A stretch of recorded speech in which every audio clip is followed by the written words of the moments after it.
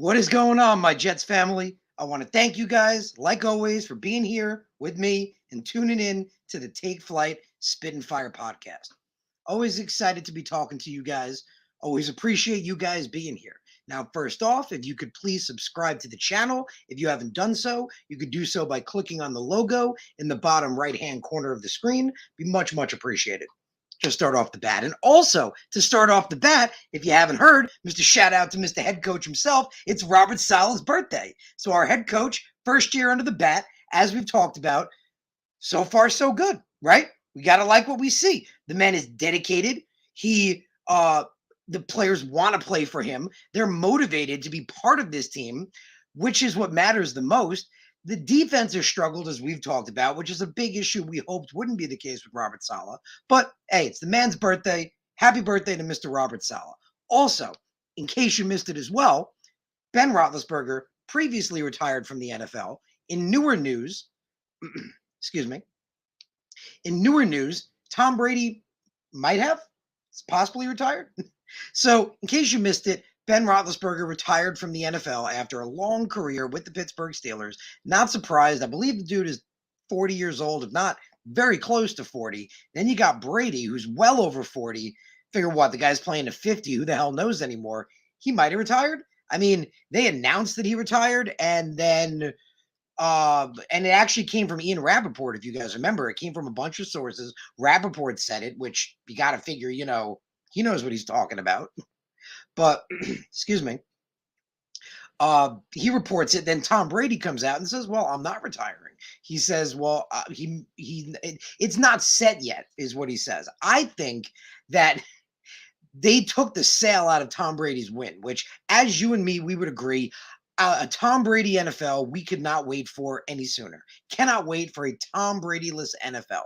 Can't wait. Just can't wait. But, and I see you guys in the comments. Appreciate you guys. See Michael there. What's up? She says, what's going on? What would I do for the Jets to be the Bengals next year? Man, I get that feeling. Tom, what's up? What's going on, Tom? Appreciate you, my man. Jenny, I didn't believe the Brady news for a second.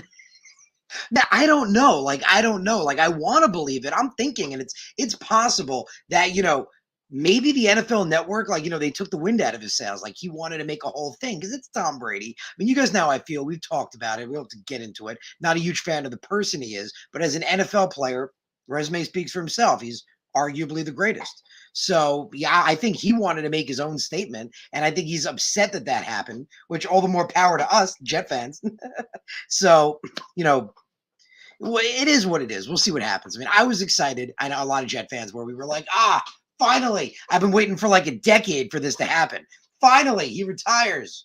And now we don't know. So we'll see. We'll wait to see. But the reason you guys tuned in today, the main reason you guys are here, and again, appreciate you guys bringing in the comments, anything you want to talk about, you let me know. But the conversation for today is, will Mekhi Becton really be good to go in 2022? Will Mekhi Becton really be ready to go and be able to play a full season? And that's what we're going to talk about. So first off, and this has been my opinion, Mekhi Becton, I do not believe is injury prone, at least not yet. So when I say Mekhi Becton is not injury prone, we go back to college. He didn't really have any injuries in college. I think he got, if I remember correctly, I think in like his junior year, he got I think like a small thing that knocked him out for like a game or two, but that was it. Otherwise, no durability issues. His rookie year, you guys remember, we talked about it a lot. Hell, I'd even written an article on it. I was so angry, you guys remember, about what Adam Gase was doing. Our coach at the time didn't give a shit, just wanted to win. The rookie, the guy that we just drafted, the top pick, wants to keep going out to play. Of course he wants to keep going out to play.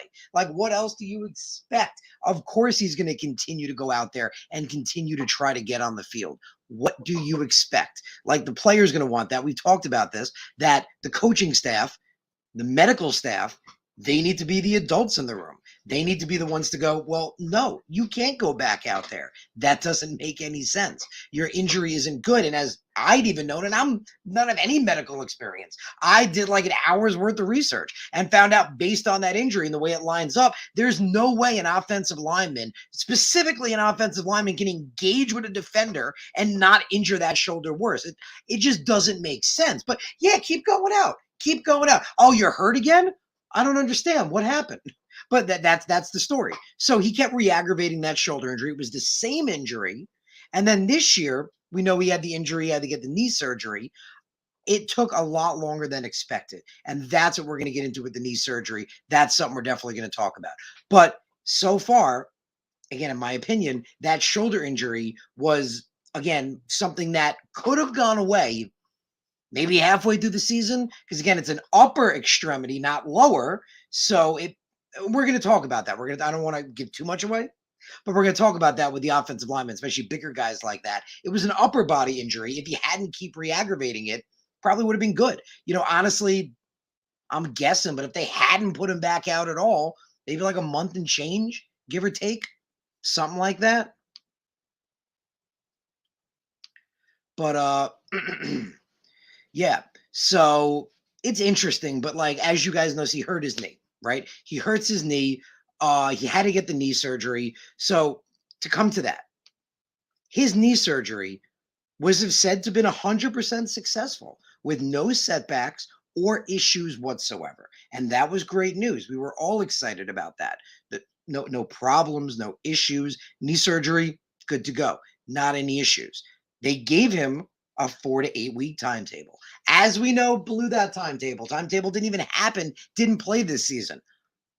But the coaching staff kept reiterating that the surgery was 100% successful. There were no issues at all with his knee, no setbacks, nothing. It just, which is my next point, took longer, much longer than we wanted it to take, but longer. So Mekhi Becton, as we know, it's no secret. We call him the Mountain for a reason. I wanted his nickname to be Mount Mekhi, but his nickname was Big Ticket. That's what he wanted. Got to respect it. I liked Mount Mekhi because that dude is a mountain. He is a behemoth. He is a big man.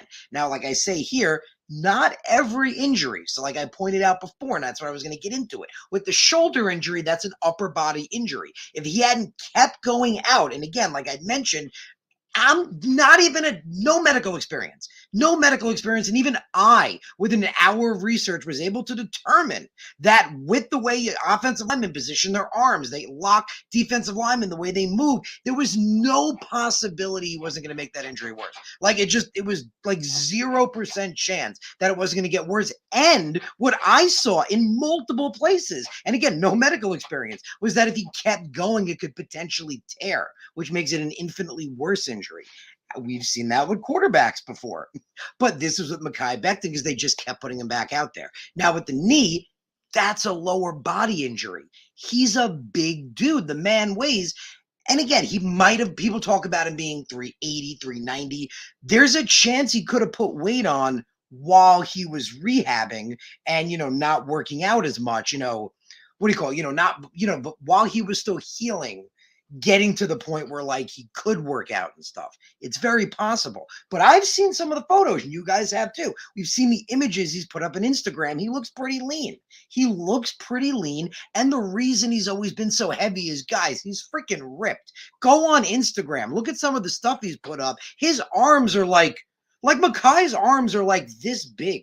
Like the man is gigantic. He's muscular too. Muscle weighs more than fat. People that work out know that. So again, not every injury, but for a man of his size, when it's a lower body injury, he has to be able to put his massive weight on the knee. He has to trust that knee, that it's not going to buckle, it's not going to collapse. He needs to trust it, and he's bigger. It's going to take longer, and that is unfortunately the situation, but that's it. That's it. So that's why, again, I came back to, in my opinion, I don't think he's injury prone yet. And again, I say at least not yet. And I'm coming back to that yet. But I say not yet because, again, that shoulder injury Shouldn't have been as bad as it was. Feel like they made it worse, and the knee didn't. There was no setbacks. It's not like something happened that made the knee worse. It's not like they came out and said, "Well, he can't play because he re-aggravated the injury or made it worse in any way." It just took longer for him to put his massive weight back on that knee. That again, as I just mentioned, unfortunately, with a bigger dude, that's the biggest setback. The biggest setback is if they get a lower body injury like an ankle or a knee or a quad. It can take a little longer. Now, we talk about again, I feel like he's not injury prone yet. And the main question was, will he be really be good to go in 2022? So my answer from everything we've heard, from what the coaching staff has from what the coaching staff has said, from what they've, told us about him and everything I've just mentioned, I believe the answer is yes, but I think you will agree there is a but. So again, it's not all love for Mekhi. Don't get me wrong, I do love Mekhi. I do love him, but I'm a Jet fan. We've talked about this. You guys know that. I'm a Jet fan above everything else. It's the same reason, I love Zach Wilson, but if Mike White wanted to be a freaking god and take us to the Super Bowl, I ain't complaining. I ain't going to say, no, don't give me a ring. I don't want that. So my answer for Mekhi is yes, he will be good to go in 2022, but he has to play a full season. He needs to. He has to play a full season in 2022 to show that he is durable enough for the NFL. We have to remember that Mekhi Becton was the 11th overall pick back in 2020. And as of now, in 2 years, he's missed more games than he's played in his 2-year career. So again, the good and the bad. I don't think he's injury prone yet. I feel like that shoulder didn't need to be what it was, didn't need to take as long as it did, and the knee, there were no setbacks. It's not like, oh my God, he hurt it worse, or it took time for him to be able to put weight on it to get comfortable with it. So my answer is, will he be ready? Yes. But like I pointed out, being injury prone yet, we look at it, he's missed more games than he's played in 2 years. So for him to say he's not injury prone, this is it. If he can come out and play a full season of football, if Mekhi Becton can come out from week 1 until week 18 with the bye and not miss a single week, or maybe miss 1 or 2 here and there, God forbid, bite my tongue, but really play an entire season. That is the key. That's what matters. That will tell us, okay, he's not injury prone. He had bad luck with his shoulder. He didn't have issues in college. The knee took longer to heal, but it's good now. That's the thing. And again, everything we've heard, the coaching staff has told us it's good. They say there's no issues with the knee. There's no setbacks. If we have to believe everything they're saying, then the answer is yes. But as much as I love Mekhi, he needs to play a full season in 2022 to show that he is durable enough to play in this league. Because again, he was the 11th overall pick and he's missed more games than he's played. So Tom points out and shouting, again, I appreciate all you guys. Bring your comments. Please bring it. You could disagree with me, agree with me. Please do whatever you want to say. Let's talk. So he says, at a point in the season, it came pointless for him to come back. Let the big man heal for a year. He'll be fine.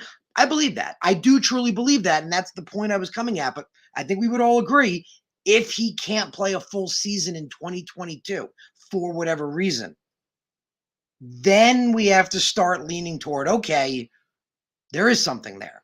It sucks. It sucks. He was the 11th overall pick, and man, the potential is amazing. And let's take a second and talk about that, actually. In fact, I didn't even give that a title, so hold on. Because that needs a section. It really does. So we're going to pivot for a second to the potential of big ticket, because we need to remember that in his rookie season, Mekhi Becton was one of the best rookie offensive lineman in the entire league, arguably considered a top tackle. Some even said could potentially have been a Pro Bowler. He was in the conversation to be a Pro Bowler as a rookie. We saw the numbers. If you didn't, I put it out. Also check it out on PFF. I said people were forgetting how good Mekhi was. They were showing how Mangold was the best rookie we'd ever had. I believe it was in pass block, and I'll bring it up for you guys right now so I can share it with you, because I do want to Tell you where I'm getting all this stuff from. I put it out on Twitter if you didn't see it, but just bring it up quick. Just loading it up here. It was the highest run blocking grade as a rookie since 2006 among Jet players. McMangold obviously gets number one, and AVT was number three, but Mekhi was number two. Remember, we were so excited about the potential of Mekhi and AVT next to each other, the potential of how great that offensive line could be. You guys know I want to add Linderbaum to that equation, add Linderbaum and really make that thing dynamic. But the potential, is sky high. So, yes, he should be good to go. Yes, he should be fine. I agree, Tom. It made no sense to bring him back toward the end of the year. It didn't. It made absolutely no sense because we, we're a young building team, and George Fant absolutely looked the part. We talked about it here to the point where when George Fant wasn't in the game, the offensive line looked significantly worse when he didn't play, which was crazy. He went from being an okay right tackle to arguably one of the better pass blocking left tackles in the NFL. Like, that transition is unheard of. And it kind of pivots us into my last point that I was going to get to, which was, where does Mekhi Becton line up? Now, people have been arguing this, and I've been asking people, what do you think? Because you could have, Mekhi Becton did look like a stud at left tackle, and if he's truly ready to go, he's young, he's the future, he's the staple, the guy you want to build around to protect Zach Wilson. Makes sense to put him on that blind side. But at the same time, George Fant had a better season at left tackle than like all of his seasons at right tackle combined. Like, again, he was one of, like, let it sink in for a second. George Fant was one of the better pass blocking left tackles in the entire NFL last year. That's some crazy stuff. Really, it is. So the way I look at it, and I think you guys might agree too, if our issue is that we have two awesome tackles and they're both playing really great, I like that problem. That's a great problem to have. I love that problem. So where does Mekhi line up? Leave it up to Saleh? If Saleh wants George Fant at left tackle and Mekhi at right, okay. If that's what he wants, let's do it. If he wants Mekhi back at left tackle, Fant at right, I'm cool with it too, because the two of them can be dynamic. And I do feel that even though George Fant had such a great year at left tackle and was only average at right tackle in the past, the confidence alone, because we know with offensive linemen, confidence is everything. That's why we talk about, offensive linemen, we've talked about it all the time. You can't just throw later round picks out there. They'll get their asses handed to them by edge rushers, destroyed by interior linemen, lose confidence, and they'll never be able to play in the league. It just doesn't work. But George Fant, I believe the confidence he gained from, he knows it. If he doesn't, he can look it up. He was one of the better pass blocking left tackles in the NFL last year. I want to keep saying it because it was exciting, man. I think because of that, he will be a better right tackle. I think the confidence he will get from being such a good left tackle will lead to him also having his best season as a right tackle. So again, I'm cool with it. Like, if this is our problem is like, well, we got a really, really good guy and another really good guy. Sweet. Awesome. I love it. Let Saleh figure it out. Let him figure it out. Let the coaching staff hash it out. Great problem to have. Great problem to have. So like always, I appreciate you guys always being here. Appreciate you guys, I guess just bring your comments, tell me what you're thinking. Love to, throw it up on the screen. We can talk about it. We got David here. David saying, hi, Harrison. Appreciate you, man. Thank you for being here. He says, we can have faith in Becton returning to his Bloom status. Is anyone doubting Lawson's return to the player he was with the Bengals? We actually talked about that a few episodes past. I've always said my biggest thing when players come back from injuries in the NFL, and we've you guys who've been here with me, we've talked about it before. The biggest thing for me in such a high-level league is they need to come back better than they were before. Not the same. Same doesn't cut it. They need to come back stronger and better than they were. That's why guys like Teddy Bridgewater came back with his knee stronger. Robert Griffith didn't. You saw what happened with him. There's so many great, perfect examples. Dak Prescott came back with his leg stronger than it was before. That's what you have to do. So Carl Lawson, again, we have to go by what we're told. I'm not there. We're not there. But we're told that Carl Lawson is ahead of schedule. We're being told that his healing process, getting strong, everything he's doing is ahead of schedule. So that's a good thing. That is a positive thing because he needs to come back better than he was, stronger than he was. That ACL needs to be better. Everything needs to be better. So very important. Pure Sports, what's up? Appreciate you, my man. Shout out to Poor Adrenaline Fantasy Sports. What's up? Appreciate you. Appreciate all you guys. Bring your comment. But that's basically how I feel about Mekhi Becton. That's the whole nit and gritty of it. That do I believe, again, the whole thing comes back to yes. Yes, but again, with a grain of salt. He's got to play a full season. The man's got to show he's durable enough to play in the NFL. I think he can. I do. That's how I honestly feel. Remember, I pointed out, I don't think he's injury prone. I don't. Not yet, at least. We'll have to see.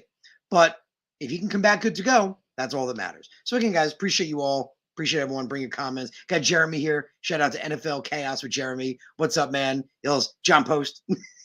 He's shouting out John. Calling John from the rafters. John Post. Appreciate all you guys. Appreciate everybody. But yeah, if you want to bring anything up, any questions you want to ask, bring it. But that's really, I just want to give my 2 cents on Mekhi Becton because it's been a whole interesting story. But as we talked about, I got into the injuries in a lot of detail. I think, again, like we said, the 2021 was, excuse me, the 2021 was because he was consistently thrown back out there, consistently, allowed to re-aggravate that shoulder, which would have healed unlike a lower body injury, which he has now, which when you're huge takes a long time. And that's the biggest negative. I'll be honest, I'm not going to lie about that. That's the biggest negative when you're a huge man and you get a lower body injury. It takes a while not to heal, but to get the strength back, to be able to hold such a massive frame. But again, from what I've seen, he looks pretty lean. He's always been a huge guy. Like I'm telling you, look at those images and videos Mekhi's putting up on IG. He is ripped. He really is. He's huge, but he looks leaner. He definitely looks leaner. So I think that's what matters, man. Appreciate all you guys. Chenko here. Chenko says, I feel we need to draft offensive tackle and keep Fant because I don't know if he can play a full season. You can always, right now, the idea or the belief, I would say, the belief is that he's good to go, no like we said, no setbacks, that he's ready to be the guy and he's healthy and he's ready to play. If that's the case, we've talked about it. If you haven't, please, I implore you, Chenko, check out last week's episode. We talked all about Tyler Linderbaum. That's the guy we need to get high. That's the guy that fixes this offensive line. One player pointed out on Twitter. I pointed that out on here. One player that takes us to the next level, takes this offensive line. Even if Mekhi can't go, he takes us to the next level. Oh, Tony, I appreciate you, brother. I appreciate you. Appreciate you, my man. I try. But man, talking about the GOAT, we were talking about Brady before, man. That's just funny. I honestly think he is gonna retire because of the way he reacted. Like he's like, I think what happened, honestly, happened. We talked about like a little early. If you guys didn't see, it was the beginning of the episode. He's, again, as a fan, as a person, we've talked about it. I don't like him that much, but as a player, you can't argue that what he's done, what the level he's been at. I think he wanted to, make it a thing, and he wanted to be the one to make it. So I think the fact that Rappaport found out, I think it just like threw him through a loop. Like he's like, oh my God, it was I'm Tom Brady. I'm Tom Brady. I got to tell everybody, oh my God, they stole my thunder. So I think he might probably still retire. That's why he said, well, I'm not sure. We're going to find out. I haven't made my mind up yet. We'll see. David points out, and shout out, guys, that Fans should be back at 10 million. It's worth it. I don't mind it. I mean, again, the beauty of Fans' contract, and George is him, Joe. Joe Douglas did this on purpose. And I believe it was on last week's episode, might have been the episode before that, we talked about Fant's contract. And we talked about, again, the intelligence of Joe Douglas. He put the out in this year. So Fant has a cap hit of 11 million, but he's only due 1. So if you're Joe, you're like, okay, we love what you did last year. We do. We love everything you did. But let's be honest, you're only guaranteed $1 million. If something happens to you, that's all you get. So maybe we can renegotiate here. I'm thinking, again, still get him paid. If you offer him like 5 or 6 million fully guaranteed, Well, you just took that cap hit and shrunk it in half, yet you took his actual money that he's guaranteed and multiplied it by a lot. So I think that would be a good move. That would be something smart. Joe could do it. I guess we'll see. I mean, he could be back, and I don't mind it. The way Fant played last year, he deserves his $10 million. If Joe's like, you deserve every cent you're getting, all of it, but if he wants to give him more guaranteed money and shrink that number, I'm cool with it. And it gives us more money to move around, and that's the stuff Joe does. You guys know Joe's like a ninja. He's like, whoa! He's got that shit figured out. He's amazing. Jeremy points out, and shout out to all you guys. Depth is always great, but Becton is not injury prone. GVR rolled on his knee. I agree, man. I agree. It was a bad injury, and that's an excellent point. I actually appreciate you, Jeremy, bringing that up. It's not like his knee, like Teddy Bridgewater, just blew out in practice, which Bridgewater did come back from because again came back stronger. He was rolled up on. Legitimately. It was a bad injury. He was upset. It's just how it happened. And we talked about the year before, kept going back out. Yeah, you want to play? Yeah, of course I'm going to go play. Player's always going to go play. We've talked, you guys know, we talked about it a bunch. The coaching staff, they have to be the adult, the one that stops him. So I don't believe he's injury prone. But again, I do come back to yet. He needs to play a full season. Mekhi needs to play a full season next year and show us that he can be the guy.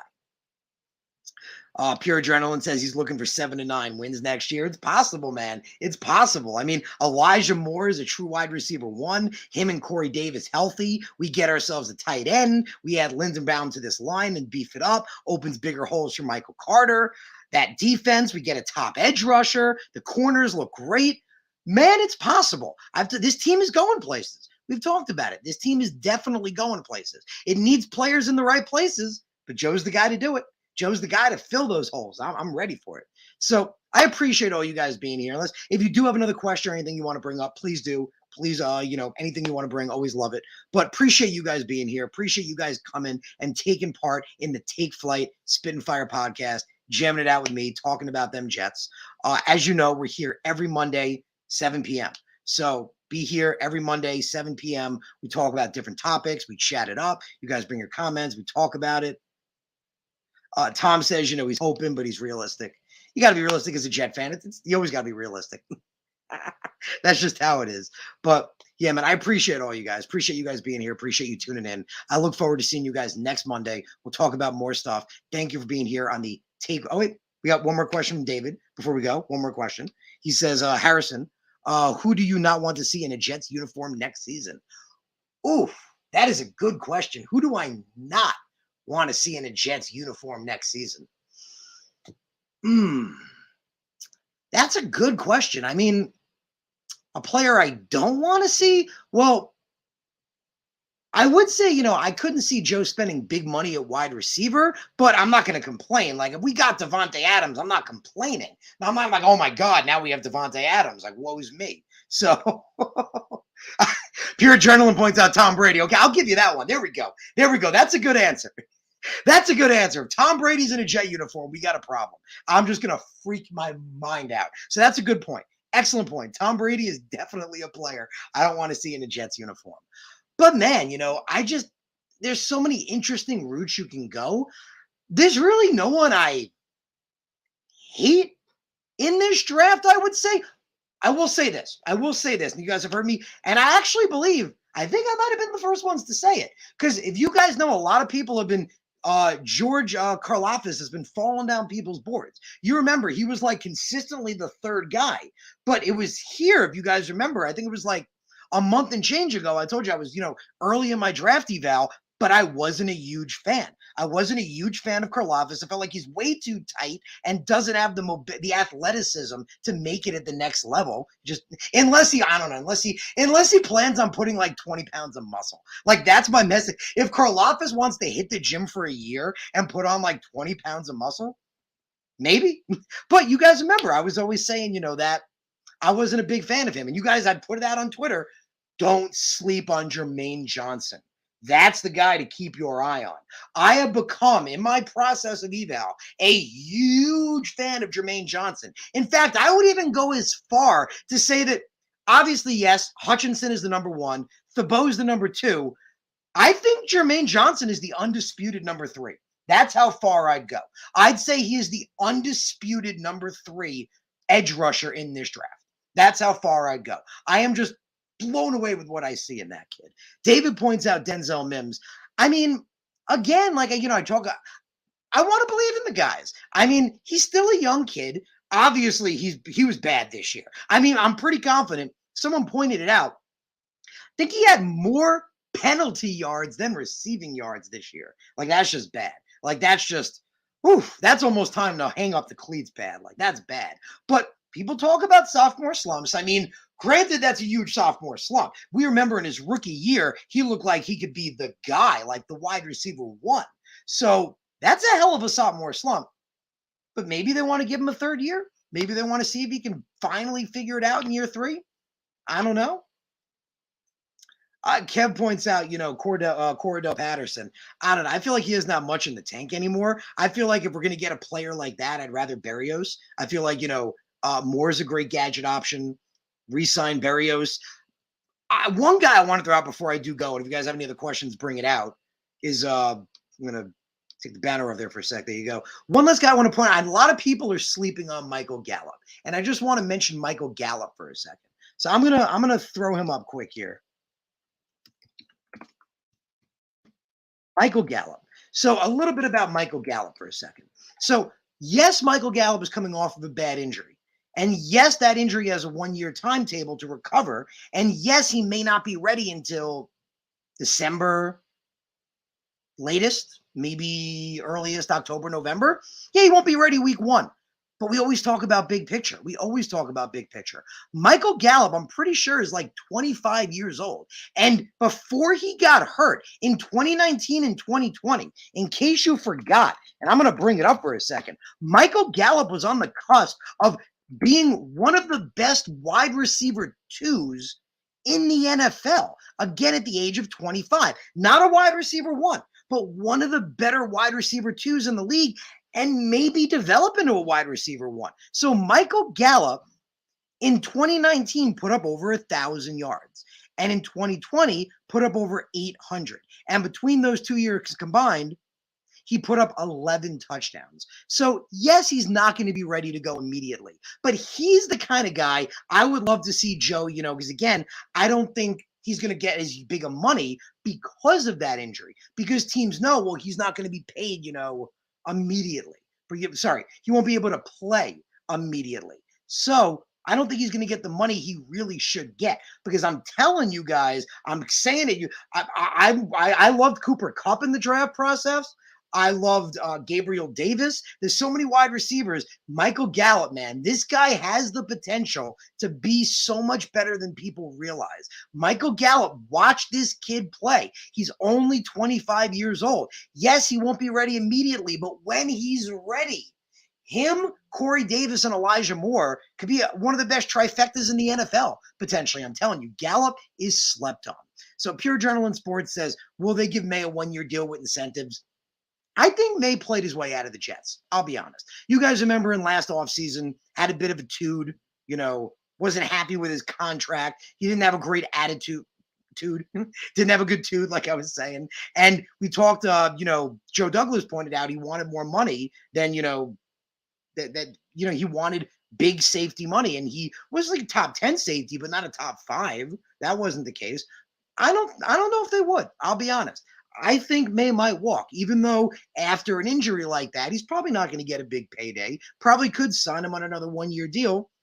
I think they might let him walk. I think there's a chance they let May walk. Ashton Davis was okay, and I think the Jets go safety in the draft. I think we're taking at least 2 safeties. Either throughout free agency and the draft, we're getting 2 safeties. That's just happening, maybe more. So Kev points out Ekwonu. I know a lot of people love Ekwonu, and I'm not going to. The kid is a great prospect. Like, don't get me wrong. He is worth a top pick. He's a top elite prospect. I'm not saying that at all. He would put Becton on notice. But again, I look at it as, well, Becton's supposed to be good to go. And we said before, in his rookie season, he was basically almost an all-pro. He was an excellent, excellent left tackle. With the way Fant's playing, I'm telling you guys, if you didn't see it, last week we talked about the ups and downs that is Connor McGovern, Corey Lindsey. Tyler Linderbaum. That's so funny. Tyler Linderbaum.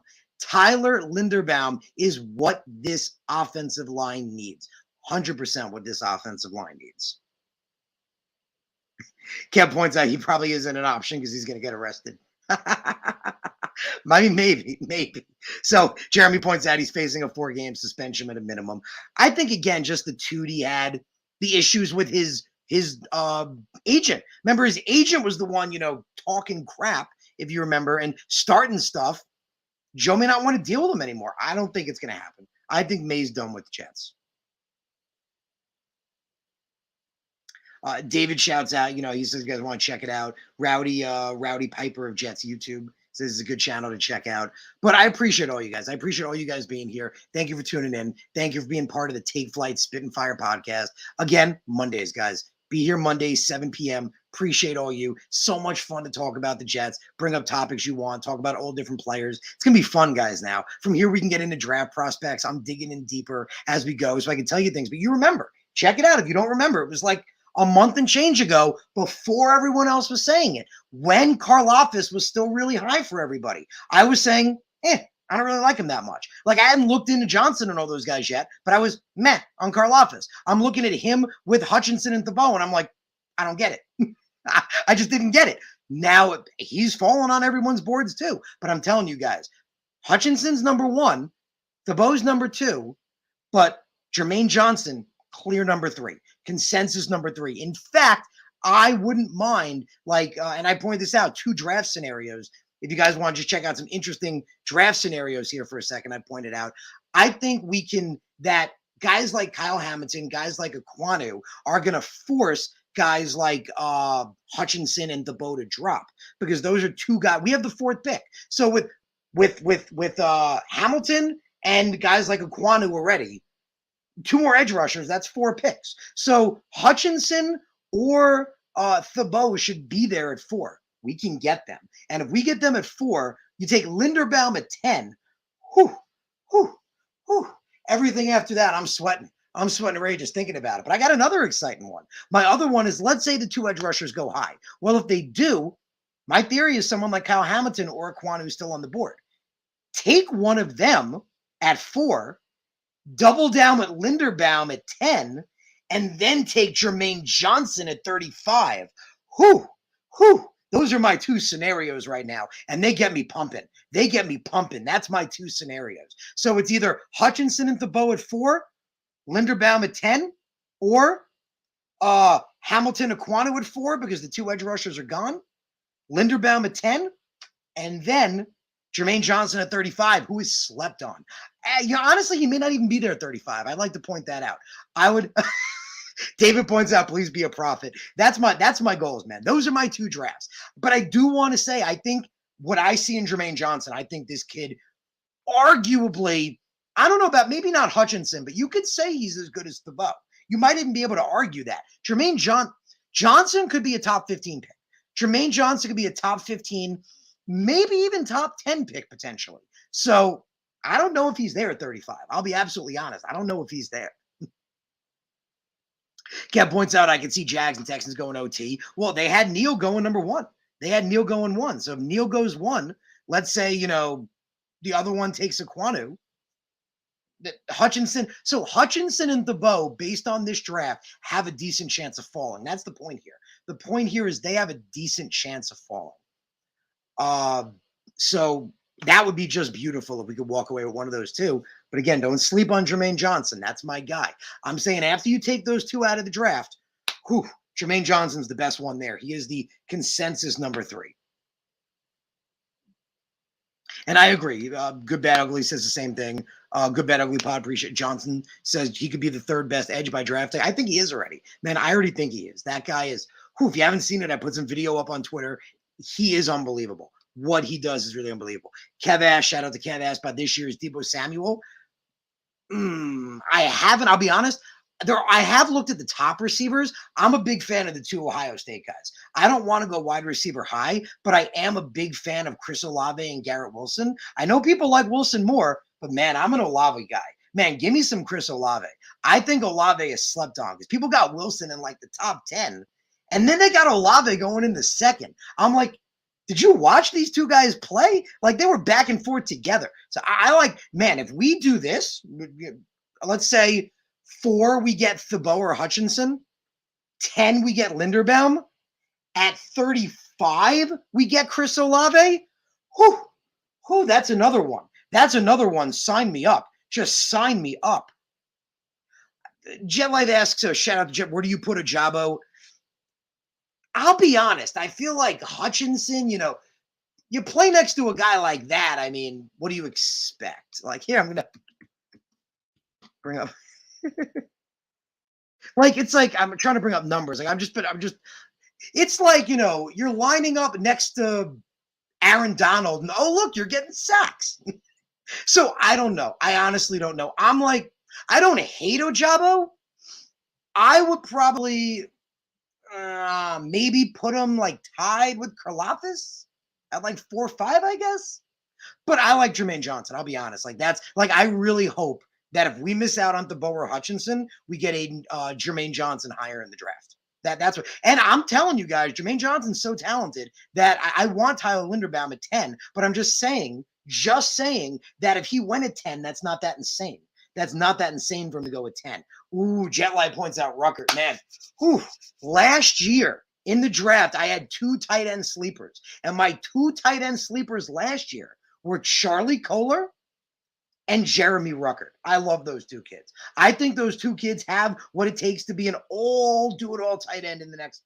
Both of those guys can block, and they're excellent receivers. Like, sign me up. Sign me up. I mean, Kolar is a bit of a better blocker, but sign me up. I like them both. So do it. McBride's going to have to go high. That's the thing. McBride high. Ruckert, last year, I haven't looked, honestly. I know last year, Ruckert was projected like a 5th round pick. I think now he's projected like a 2nd or 3rd-ish, I believe.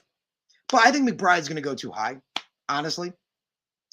Afram points out Giants may take Linderbaum at 7. Hey, if you guys saw last week's episode, again, you take Linderbaum, turn that C into a G, people are like, oh, he should be going at 5. So, yeah, he could totally go at 7.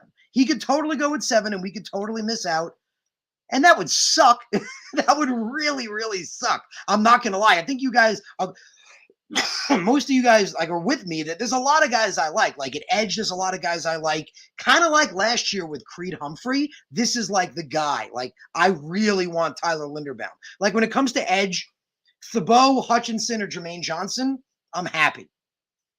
If it comes to wide receiver, Olave, a couple of other later guys I like, I'm happy. I want Linderbaum. Got to be Linderbaum. Jet Life, that's not a bad one. Says I take McBride at 35, double down at Ruckert at 30. If you are, hey, Zach Wilson's thanking you. Zach Wilson's calling you right up and saying, thank you. Thank you so much. I have weapons down the middle. Thank you. That's what Jared's with me. I think the Jets miss on McBride. I just think he's going too high. Nothing against him. I mean, he's really good. I just think he's going too high. I don't think the Jets are going to go tight end that high per se, because like I was mentioning before with, the edge, I just don't, it could happen. It could happen. Don't get me wrong. But again, we might sign one in free agency. You guys remember my take. Everyone loves Dalton Schultz. But I kind of like Mike Gesicki. I'll be honest. I like Mike Gesicki. Everyone likes Dalton Schultz, and Dalton Schultz is the better blocker. Dalton Schultz is the absolutely better blocker. And he did have an amazing year. Don't get me wrong. He had a great receiving year, but it was 1 year. Gesicki, as you guys know, he's consistently been one of the better receiving tight ends in the league since being drafted. He's an amazing receiving option. And we've seen what he's done with Miami, so he has familiarity in our division. I think his receiving talent is just opening up. I really do. I think Gesicki has ability to be even better receiver, and again, has more receiving, history and quality behind him. But I wouldn't complain with either. I'll be honest. Wouldn't complain with either. But I see all you guys. I appreciate all your guys' comments. See you guys, what all the different picks you would do. Kev says, if we sign Schultz, pressure is off, so you can patiently wait for the best tight end in the 3rd round. I think that's what the Jets are probably going to do. I think either they're going free agency tight end and a draft tight end, or maybe they're drafting 2 tight ends. Maybe the Jets plan to take a tight end in like the 2nd or 3rd, and then maybe take a tight end in like the 4th or the 5th or the 6th. That's a possibility too. Always a possibility.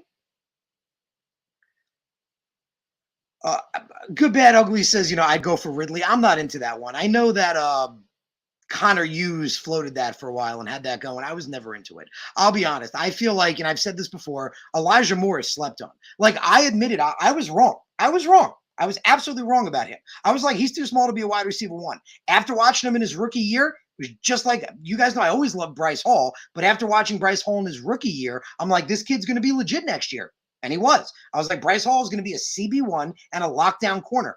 And that's exactly what he was. After seeing what I saw in Elijah Moore, he's a wide receiver one, man. He lines up with the best corners in the league, and he goes back and forth with them. So Corey Davis is an underappreciated wide receiver too. If the two of them can stay healthy, again, you bring in a guy like Gallup, hoping for long term, right? He's not the answer immediately. You draft a wide receiver too, but the point is Gallup is there. Gallup has, in a few months when he can play, I'm telling you guys, people are sleeping on him. People are absolutely sleeping on that kid. Jet Light points out, shout out, Jeremy Ruckert's a local boy. Jeremy Ruckert's from Lindy. Jeremy Ruckert is a Lindenhurst kid. He played at Lindenhurst High School. Man, that's a local guy. So I like Jeremy Ruckert, man. I would love to see Jeremy Ruckert. That would be awesome. Really hyped if we drafted him. I'll be honest, I'm a big Charlie Kohler fan too, but I like Ruckert. And Ruckert, I don't know if he was a Jet fan, but I do know he grew up in Lindenhurst. He's a Lindy kid. But yeah, I appreciate all you guys and I appreciate all your guys' comments. Keep bringing everything you guys want to talk about. I do, have to get going, unfortunately, but thank you guys for being here and thank you guys for tuning in. I remember, like I mentioned, Mondays, we're always here at 7 p.m. So be here Mondays, 7 p.m. We'll talk about all those Jets, everything going on. Appreciate all you guys. Appreciate all you guys tuning in. And I'll tell you what, you guys love talking about draft stuff. We could do that down the road. Like next week, we'll talk all about draft stuff. We'll get into stuff like that. I can't wait. Free agency stuff, draft stuff, we'll do it. But I appreciate all you guys being here. Thank you for tuning in. Thank you for being part of the podcast. I look forward to seeing you guys next Monday. Have a great, great rest of your week. And hey, the Super Bowl is coming in 2 weeks. We got a fun Super Bowl coming. So I will see you guys next Monday.